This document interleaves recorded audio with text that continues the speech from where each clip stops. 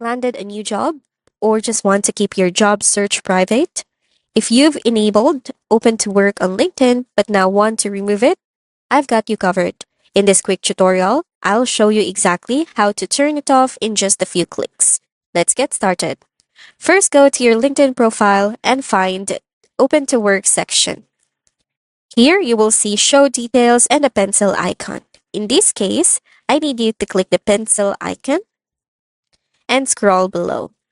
You will see here, Delete from Profile. Click that button and click Delete.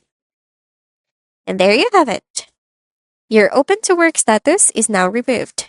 Keeping your LinkedIn profile updated is just as important as having the right settings. Whether you're actively looking or just exploring opportunities, always make sure your profile reflects where you are in your career journey. And there you have it, a simple way to update your LinkedIn settings. If this was helpful, don't forget to like, share, and subscribe for more LinkedIn tips. See you in the next one.